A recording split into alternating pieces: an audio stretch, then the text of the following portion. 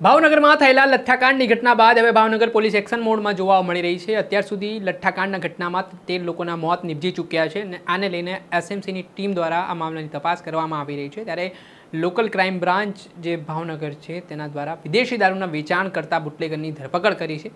શું મામલો છે વિગતે વાત કરીએ। વૈષ્ણવજન તો તેને કહીએ જે પીડ પરાઈ જાનાને રે। દર્શક મિત્રો, નવજીવન ન્યૂઝમાં આપનું સ્વાગત છે। હું છું ફૈઝાન। ભાવનગરમાં થોડા દિવસ પહેલા કેમિકલવાળો ઝેરી દારૂ પીવાના કારણે 13 લોકોના મોત નિપજ્યા હતા અને આ ઘટનાથી સમગ્ર ગુજરાતમાં હાહાકાર મચી ગયો છે।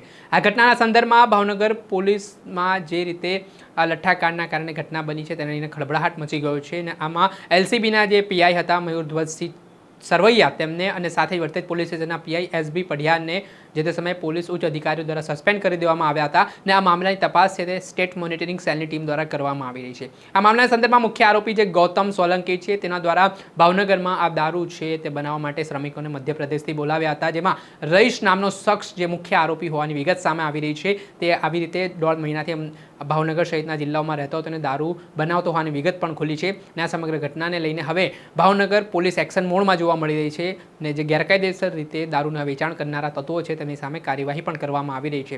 તેના જ ભાગરૂપે ભાવનગર એલસીબીને બાતમી મળી હતી કે જે તળાજા ટાઉન પોલીસ સ્ટેશન હદ વિસ્તારમાં ગેલ અંબે માતાજીના મંદિર પાછળ વેણકામાં બાવળના કાંઠમાં દકાના ગામના પૂનાભાઈ મકવાણા નામનો એક વ્યક્તિ છે તે પોતાની પાસે ગેરકાયદેસર રીતે વિદેશી દારૂનો જથ્થો રાખીને વેચાણ કરી રહ્યો છે અને આ પ્રકારે જે વેચાણની વાત સામે આવ્યા બાદ લોકલ ક્રાઇમ બ્રાન્ચ દ્વારા આ ઘટનાની ગંભીરતા લેવામાં આવી, જેમાં લોકલ ક્રાઇમ બ્રાન્ચના ઇન્ચાર્જ પોલીસ ઇન્સ્પેક્ટર પીસી સિંગરખિયાની ટીમ દ્વારા દરોડા પાડવામાં આવ્યા અને આ વિદેશી દારૂના જે ચપટા હતા તે લોકલ ક્રાઇમ બ્રાન્ચની ટીમ દ્વારા ઝડપી પાડવામાં આવ્યા, જેમાં અંદાજિત 38,000 રૂપિયાની આસપાસનો આ વિદેશી દારૂ છે તે ઝડપાયો છે।